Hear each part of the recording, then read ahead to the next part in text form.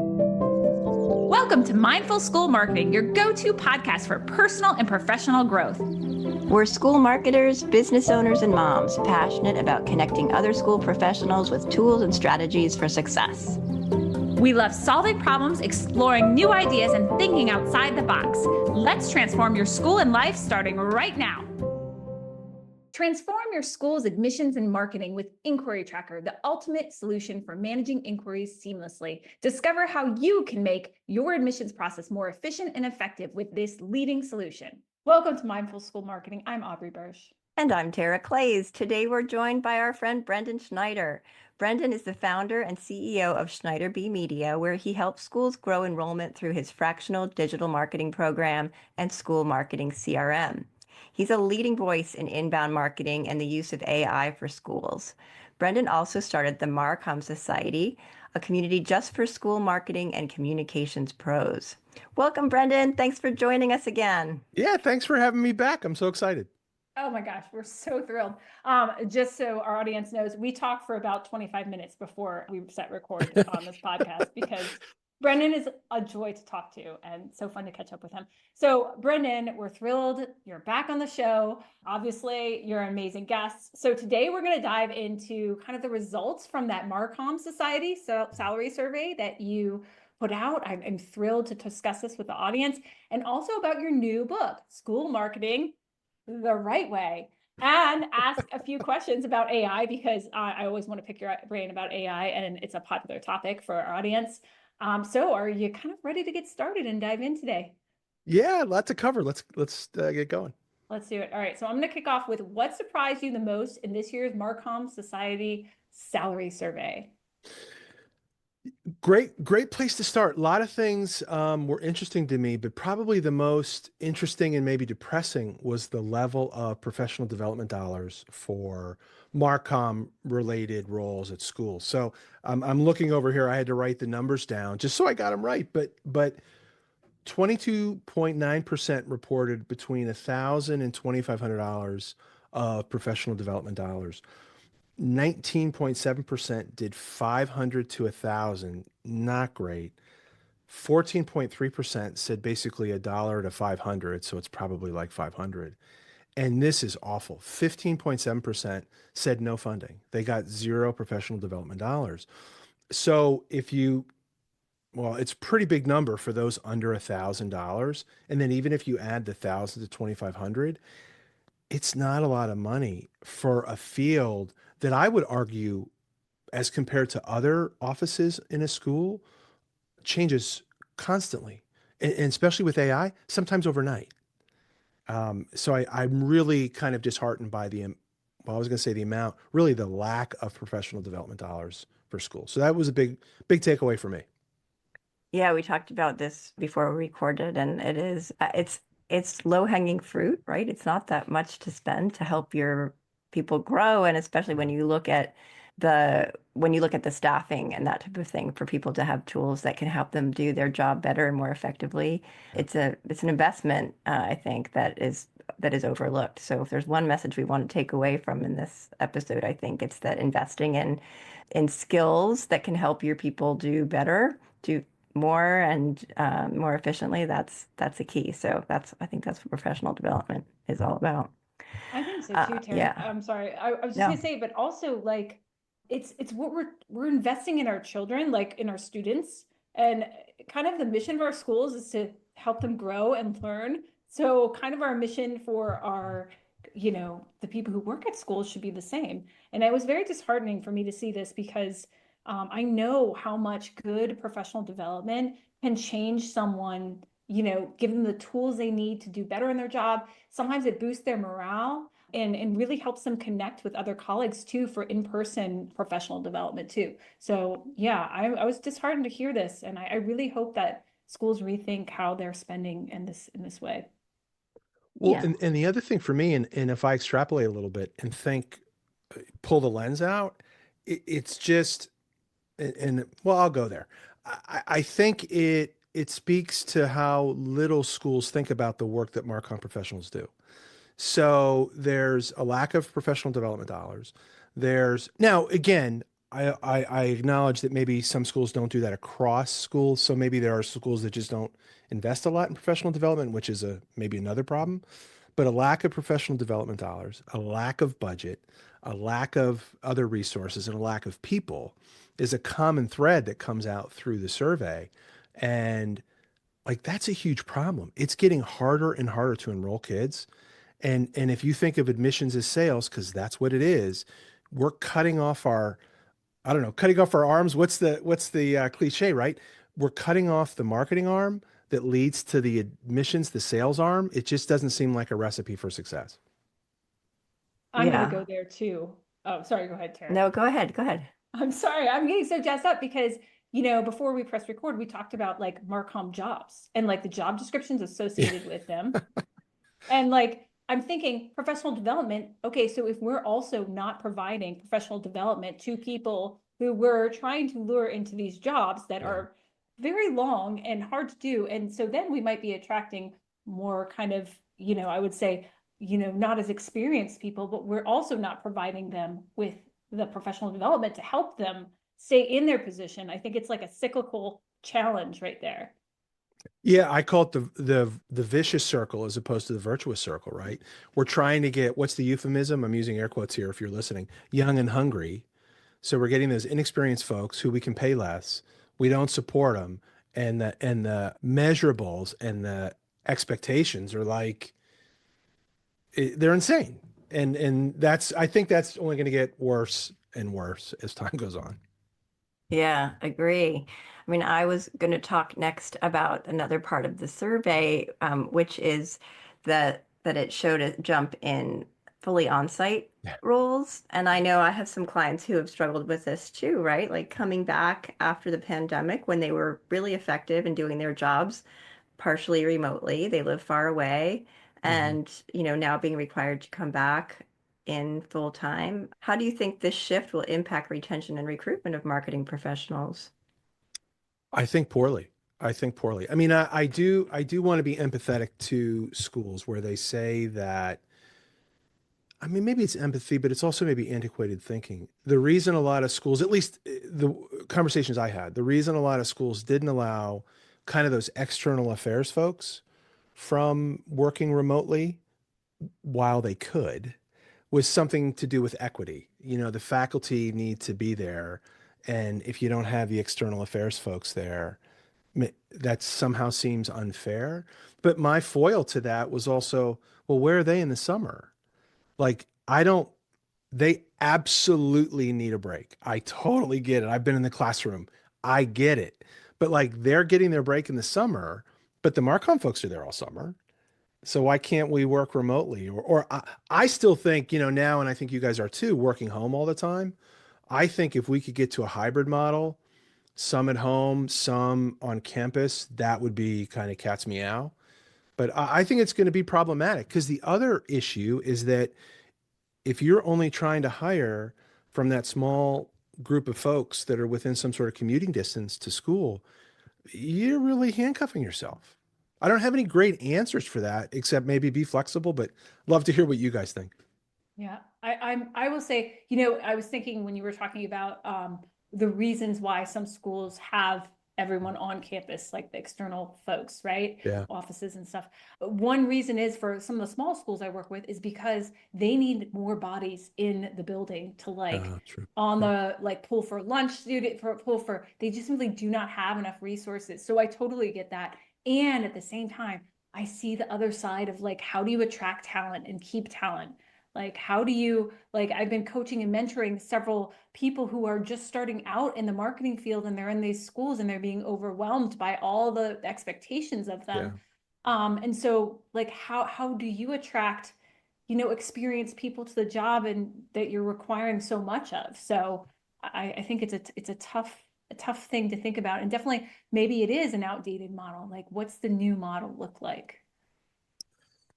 Boy, that's a good question. The other thing that was in the survey, and I wasn't sure if it was on our list, was to chat about was the I think it was the increased expectation to work nights and weekends, which goes along with this. And look, I was in a boarding school for 12 years, boarding school graduate, day school for 14 years. I I was that guy, and I know a lot of people are this way in our field. They don't say no. So of course we're going to do it. Of course you're going to do that, but like you do get burnt out. And then the other issue is that in Aubrey, the small school thing is an absolutely valid concern. But if they're pulled away to do lunch duty or clean up the bathroom or drive the van, whatever, they're not doing the marketing. And a lot of small schools will have one person in that role. And I would argue they then do the communications work, which is kind of the now, right? They're writing the newsletter, they're sending the emails, they're not doing the marketing work. And then again, it's that vicious circle. They're not helping to attract more kids, which would increase their enrollment, which would give you some margin to maybe invest back into staff. So it's tough. It's tough. I'm not saying it's easy at all, but it's tough. Definitely. Yeah. I'm going to jump around a little bit. Sorry, I don't want to throw us off, but I know we're all like so excited to be talking about this that I want to kind of bring in your book. Hey, thank you. And like, as you mentioned, like chapter 5, right? It's about building your team. So I'm going to hold it up here. School Marketing the Right Way. Brendan has shared with our community so much great information in this book. And I want to talk a little bit about that too. So you describe a framework for marketing that's sustainable and scalable for schools. I wonder, can you share the biggest mistake you see schools making today in their marketing efforts? There are two things that I think of, Tara, two things that popped into my head right away. One is, and not to beat a dead horse, but schools are terrible at hiring MarCom folks. And I encourage, and I say this because, and I want to explain a little bit. I've found that like the HR people at school, or maybe it's some sort of assistant head, these are incredibly smart people. I'm not trying to belittle who they are. It's just they're not really sure what we do. So I think what schools do is they rely on titles. Or if you're an HR professional, I understand, specialist versus manager versus this, because that goes into banding where we're thinking about salary, but that doesn't necessarily cover the role that you need done at school and or the how that person is going to be held accountable. Sometimes those things don't all align. So I think if schools could take a step back, and what I talk about in the book is like there are 14 core competencies. I mean, you could argue there are 10, there are 16, but it's just a starting point, and evaluate what your current team can do. And then look for a person, like if you have two people, let's say you're fortunate to have two people in the role. What does that one person do well? What do they not do well? Because we're not all perfect. And then look for the other person to complement, and don't worry about a title. Like the story I tell in the book is I was talking to a school director of strategic communications and having a conversation with the person who's incredibly smart. They were going to evaluate the person on enrollment marketing, but the title was strategic communications, which again is just, people get that confused. So I think the hiring and assess what you have. The other one that I think as non-marketers think about this is having the courage to kill sacred cows. So a lot of times people do these marketing things, that's not a great word. They do these tactics like we're going to advertise in whatever. It's going to be a print ad, or it's going to be we're sponsoring this event. And then there's no way to measure the results. They can't track ROI, so to speak, but we still have to do it because everybody's doing it. Well, I don't like that. If they can think about that and have the courage to kill that and reinvest it in something else, because that's what marketing is. I think marketing is about having a thesis or having an idea, trying it, measure the best you can, and then make a determination. It's about failure sometimes. And sometimes you fail, but you don't really fail. You get some data, you iterate, you try it again. And I think if schools can start to think that way, like a 30,000 foot level, they'll be better marketers overall. That's so good. So please, everyone get the book and read this. It's important. Now, Brendan, like I kind of want to tie this back a little bit to the survey too, because we didn't really touch on a topic that I think ties nicely with that, which is like many school marketing professionals are still spending most of their time on like that tactical work, Yeah. right? From managing social media and emails to handling websites and everything like that. Their plates are so full. Yeah. So why does this imbalance persist? And what steps can schools take to help MarCom teams focus more on strategic priorities? Yeah, this was something that I struggle with too. Even now, there's just so many things to do, and we have to get stuff done. It's the immediate that we're working on. The things that I would recommend and the things that I would try, and I want to have a caveat here to say, I still screw this up all the time, and I'm not perfect. Like, so you just have to keep working towards it. The first one was identify it's a problem, and I do believe what gets scheduled gets done. So I used to have to schedule a time in my calendar to just, like, for a while there, I was trying to be funny with myself. I called it think big thoughts. So it would be like, stop, like, close your email, don't look at your to-do list, pull out your marketing plan, pull out your strategic plan, and just review that. Even if you did it quarterly, monthly, I mean, that'd be ideal, just to assess where you are. And it can help guide you. Because and again, I struggle with this. That's why I'm having a hard time. I love checking the to-do list. Former admission director, right? I love to-do lists. And it gives me joy. Like, it sincerely gives me joy. The problem is sometimes I will just do stuff as opposed to worrying about the big picture. And then I'm not getting where I need to go. Like, I'm getting stuff done and people are happy, but I'm not achieving the goals that I want to achieve. I mean, I'm doing this in my business now. I actually have a to do and I'm scheduled some time. Like, I'm going to go so I work from home now. I'm going to get out of my house and go sit down by myself and just think big thoughts about what my goals are to try to get there. Because I think about it in school, and I probably did this sometimes. Like, you could go the whole year and not move forward in terms of your goals. You got a lot done. You might have had some success. You're going to have some failure, but I didn't necessarily move forward. So I hope schools can think about that. I think the other problem is back to what we talked about. We're just not giving people enough resources.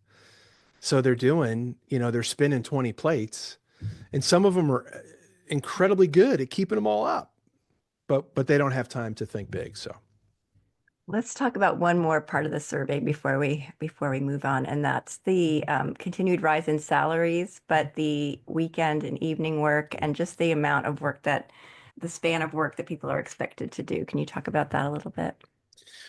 we did see, so the survey, this is the third year. So what would that be? 23, 24, 25. We have seen a little increase in salary. And while that might seem like it is good, it is good, but I just don't know. The problem is that I don't want to necessarily give schools a thumbs up because it could be different people answering. So different levels. So it's hard to say, although I'd much rather see it going up than going down, right? The other issue, and we kind of hinted at it, and to bring it home, is that big increase in nights and weekend. And again, if you think about, we don't get that break in the summer per se. We're working nights and weekends. I just don't see that ending well. And then, I know there were a couple times in my career at schools where I'd be at work. If you choose to have a family, you have those commitments, which I want to do. Like, I'd like to see my wife and I'd like to be with my kids, and then have dinner. But then I'd jump on my laptop again at night, and I'd be doing stuff that I didn't get to during the day. And that, like, I like work, so I enjoy that, but sometimes, man, it wears you down. And then I think ultimately you do, like, I was getting stuff done, but it was probably not as good as it could have been if I would have had some downtime. I don't know how that's going to resolve itself. I don't really necessarily like that trend, but we'll see. Yeah, that's so interesting because it's also then who's going to stay in the positions then. If Yeah. if we're looking at like even though the salaries are up, I mean, in compared to other fields and industries, they're not so high. So, what is the draw to work at a school, right? I mean, you clearly have to love working at a school, to be in a school. I've Mhm. worked at a school, you love the community, you want to be there, you want to make a difference. But at what point is that gonna like wear off? Especially I'm thinking about future generations too, who might not be willing to stay and give up their nights and weekends for the work. Like, where does that put marketing and communications? Aubrey, great points. Two things. One is I mean, the salaries have gone up, but it's only a little bit. And the bigger thing is you talk about other industries. Usually what I tell schools is like you'll see you might get that young and hungry. They work for 2 or 3 years and they're really good. And then they bounce to another industry and make double 70, they make a lot more money and they might be able to work from home. So, so like all these things happen. And the other thing is I think the draw to a school used to be, well, there's a lot of reasons why people choose to make this decision. Some of it is like the golden handcuffs, tuition remission. I mean, we were part of that too, so I totally get it. But oh gosh, what was I going to say? I have too many thoughts in my head. We're talking about work-life balance. I mean, I think that was the thought is that, it's you can work, but you can also have a personal life. And I think with MarCom folks, that's starting to get, well, I think it has been for a while, but we're starting to acknowledge it. And that's not necessarily a good trend either. Yeah, I think that's I'm just so interested to see how this continues. Like your next Mark, we'll have to have you back again next year to discuss the trends as they continue. But yeah, it is. I mean, talking to a lot of marketing and communication professionals, it's hard to watch such talented people being overwhelmed by their role and also feeling like they are not having that quality time with their family because they're so kind of in the job all the time. Mm-hmm. So yeah. I'm curious, I'm gonna swing us. I mean, we're kind of all over this episode, but I think it's fine because our audience enjoys this. There's so much to talk about. So much. I mean, so much, clearly. So I'm curious, Brendan, like I'm looking at your book and you have so much in there. You have stuff about blogs, you have stuff about ads, you have stuff about content marketing, you have stuff just about every topic you can imagine for marketing. And I'm thinking like, okay, so if you wanted a school leader to read one chapter of your book or like take one takeaway from your book or one place to start in your book, where would it be? Because I'm so curious, like what would be the chapter you'd be like, so start chapter 4, which is creating an effective marketing budget for K through 12 schools.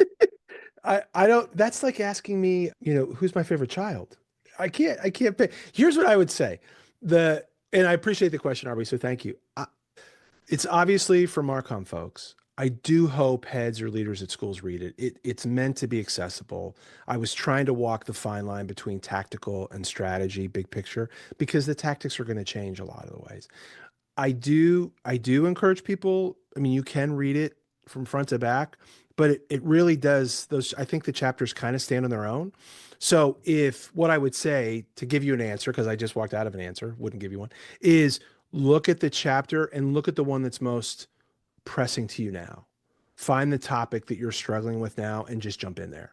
I tried to start every chapter with a story and then talk about it and hopefully you can get something out of it. So don't feel like you have to read it, one to the end. You could jump in and you could jump around. Thank you. Yes, I have done that actually. So of course I went searching in the beginning to see where you talk about websites because of course, Sarah, of course. So you do, which I'm glad to see. Yeah. Yeah. Do we want to move on? Or do we want to move on? I want to hear from Brendan. So I want to talk to Brendan for hours, but since we can't do that because no one's gonna listen to a 5-hour podcast. But Brendan, I always want to pick your brain. And so Tara, do you want to go to our pick your brain section it's a new segment that we're adding to this podcast. It's called Pick Brendan's Brain. AI in schools. Yes. Yeah. I mean, AI, woof. It is like everybody talks about it. Nobody knows how to use it as well as they can, myself included. But boy, now you wonder how you lived without it sometimes when you start using it.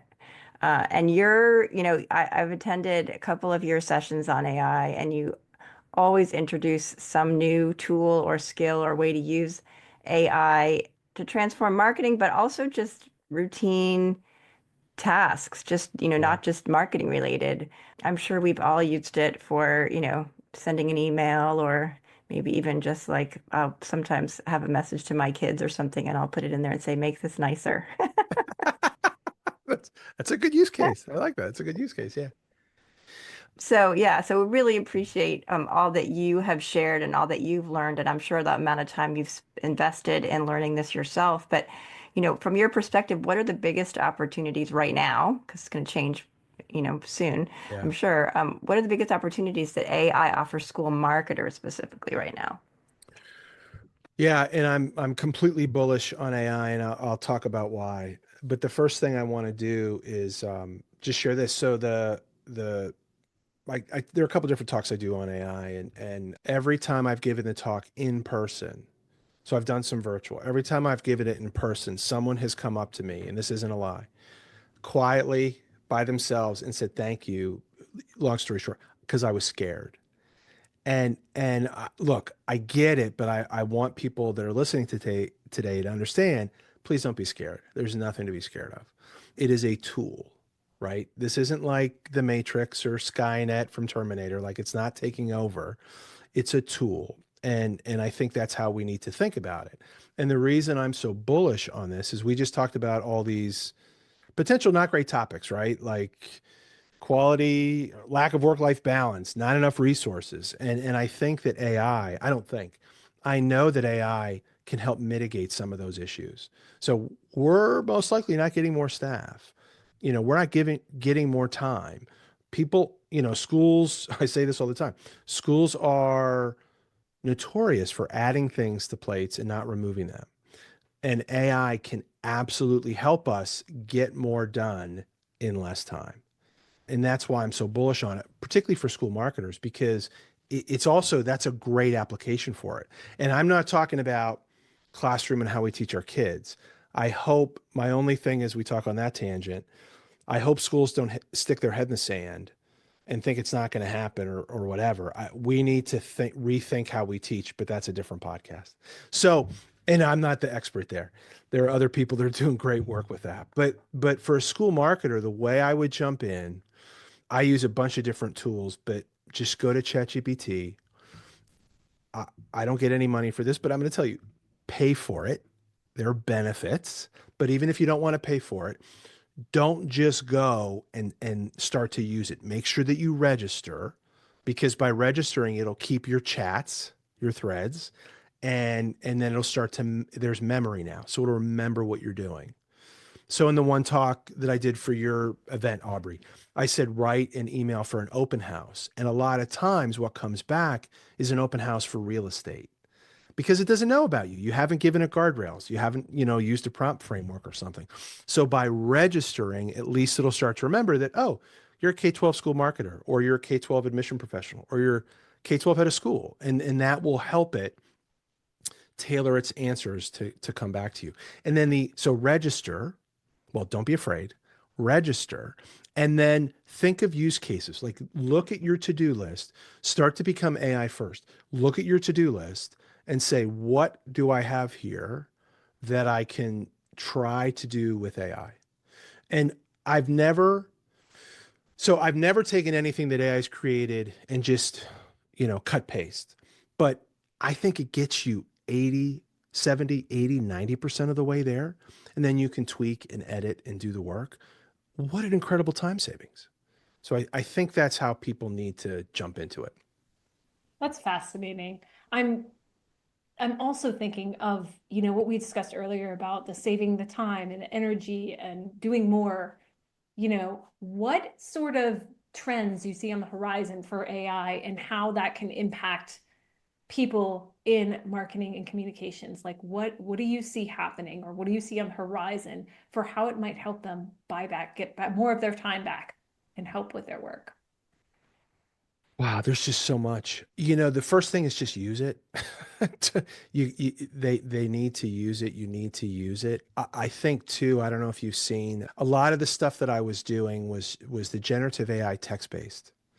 And I wasn't really, I mean, I'm a geek, you guys know that, but like, I wasn't really jumping into the image-based stuff, but ChatGPT in their 4.0 model released image creation from text that is over the top. So creating graphics for newsletters, or if you need a header for something, you can go to Canva. They're now rolling out their AI tools, but like the ChatGPT thing is unbelievable. And then the multimodal stuff. So OpenAI has a model called Sora where you can do text to video. OMG, and it's only going to get better. So, if you need B-roll for something, like it's not going to create like, give me a video of Aubrey and Tara, walking across campus, whatever, wearing this school sweatshirt. Like maybe someday, but like right now, the way I think about it is that it could give you great B-roll for things that you need to do. But I'm really excited about the multimodal stuff. I mean, the tech stuff's great and it's getting better. And just one of the things, just I'm jumping all over the place. I'm excited. Within the pick ChatGPT, I'm really a fan of Claude, which is it's called large language model. It's really good at writing, but they have things called projects. So you can think of it as a folder, like a Google Drive folder, right? It's a project, but then in the project, you can upload documents, so context. So one of the things that I did, just to give you a use case, is I took the 23, 24, and 25 salary survey, uploaded those into a project, and started talking to it about that survey, or talking about the surveys. Like, tell me the differences between 23, 24, 25. What trends do you see? I mean, its analysis of data is unbeatable. Talk about saving time. So those are some of the things to start to think about. I'll stop talking because I'll go all day on this. Oh, I'm I so could go with you. Go I ahead. know, I'm so interested. I was just got off the phone with someone we were working with a survey on, and we were working with them on feeding the survey results into ChatGPT and Yeah. having them talk through it. But I also am like, hey, look at them first. Like, don't just take ChatGPT's word for it, but like talk to it. And it's so intriguing, like what the possibilities are. I'm curious because this has come up in a lot of kind of the marketing spaces, is like, are we at the tipping point for great graphic design and kind of something to replace magazines? Like something where we can, with AI, like, are we on the tipping point for that?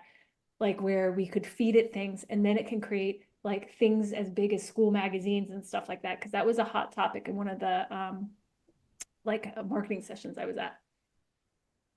That's a big question. If you made me say something right now, which you are, I would say we're not there yet. Will we be there in 12 to 24 months? Maybe, right? Like, I just know, even thinking to some of my clients, the quality of their alumni magazine, like they're really good. Like, if Yes. you know what I mean, they're really good. And I don't think AI is there yet. I think it's like got that basic stuff down, but then there would be so many things that might be thrown off along the Yeah, way. I mean, could it help you write? Absolutely. Could it create the puzzle pieces that then go to somebody, a human, to do it? 1000%. Whether that was certain graphics, or whether you needed infographics or montages or whatever. Could it help you with the writing? Could it help you with synthesis of stuff? Absolutely. Could you prompt it in a way to then come with a doc? No, not yet. Even, I was playing with Claude trying to make some documents. Like, Claude actually made a PDF for me that I used, handouts I use with talks now. And it's unbelievable. And, I can prompt it and, give it context that's me, but it's mind blowing. And I think about the hours that I save by using it. So, the big thing, and you guys saw my talk, which was, is AI going to take my job? And my answer is, well, not yet, but somebody who knows how to use AI will. And whether that's next year or 5 years down the road, it will absolutely happen. So that's why I think, school marketers, communication folks, admission folks need to start to pay attention. You have to start to understand what it is. I know we could go on and on, and on. And we're actually going to do an abbreviated rapid fire question with you today because you've been a guest before and because we've filled up time with all this great information. So we're gonna dive into rapid fire. Are we all ready Yeah. for that now? I'm ready. All right. So let's just do these two. Let's do what's one app that you couldn't live without? Okay, this is super geeky, and and if you ever saw me doing it, it's weird, but advanced voice mode in ChatGPT is game changer. So here's what it is, and here's my use case. If you have children, you become an Uber that doesn't get paid. So I'm constant. My son's in college, but my daughter, who's finishing 8th grade, right? We're driving around all the time. She won't let me do this when she's in the car because she's embarrassed, right? Middle school, but I'll drop her off. And then what I do is I take advanced voice mode and you can actually talk back and forth to the AI. And then you can actually interrupt it if it's going on the wrong path. Talk about that strategy piece that we were, going over earlier. That's where I'll do a lot of that happening. I'm in the car. Look, I'm not interacting with the device. My hands are on the wheel and I'm looking forward, right? I'm not using my phone, but I can talk to it and it's amazing, gives me ideas, helps me get things out of my head. And then when I get back to the computer or I've stopped the car, there's a transcript of everything. So I have that. So that's been a game changer for me. That's the app that I couldn't live without. That's At least right awesome. now. I was going to mention this one last thing. Sorry, I know we're going all over the place. Have you used the Monday GPT yet? It's called Monday. No, is that part of the It's one of the GPTs. It's sassy. It is Ooh, I like love that. go Oh, into okay, I Monday and will. type in like, what can you help me with? And the answer that it gives you will make you laugh so hard. Yes, go for it. I'm in. I'm going to do it as soon as we're done. Yeah. I can't wait. Oh my gosh, you guys crack me up. So I think so that was one app. And our second rapid fire is, what are you reading right now? And this is always a struggle for me. You guys know that I like reading. So I'm reading 2 books right now. So the first is, what's it called? I Am Pilgrim. It's my fiction book. It's a thriller. I love spy stuff, right? I did like, I'm sorry, people dying. It's my beach read, right? I love that stuff. So I am Pilgrim, Terry Hayes. And then the nonfiction book, it's actually, so in the MarCom Society, we have a book club and somebody had recommended this. I don't know if you guys have read it. The 6 Types of Working Genius by Patrick Lencioni. So I've never read it. And I haven't read it. you haven't, yeah. And like, it's been But on my yeah, list. So Miriam she does the Working Genius. yeah, It's really yeah. cool. Yeah. So I'm actually listening to that one. And so I'm excited about that. Awesome. Well, Brendan, thank you so much for joining us today. You want to mention one more time where people can find you and your book online? Yeah, the best place is just SchneiderB.com. Just go there and the book and all the stuff. And then we were talking about it before. I do have a free newsletter, School Marketing Insider, and you can jump on the newsletter. As Aubrey had said, every Monday morning it goes out. I love his newsletter. I'm not going to lie. Love it. Love it. And the audiobook is coming out, right? I know, right? It is. I recorded it myself and I was sharing. That was a lot harder than I thought. But that's with the audio engineers, I guess. And then hopefully that'll be out soon. So exciting. So many great things happening. Thank you, Brendan, again for being a repeat guest. We love having you on the show. Yes, thanks so much. Thank you guys. This was so much fun. We could have gone on for at least another hour. I but know. we'll save the audience. Thanks. All righty. Bye-bye. Take care. Bye. This episode is brought to you by Enquiry Tracker. We believe that every inquiry is an opportunity, and with Enquiry Tracker, you can unlock the full potential of your school's enrollment journey. Say goodbye to missed opportunities and hello to a streamlined admissions process that prioritizes efficiency and effectiveness. Discover the leading solution for school admissions and marketing.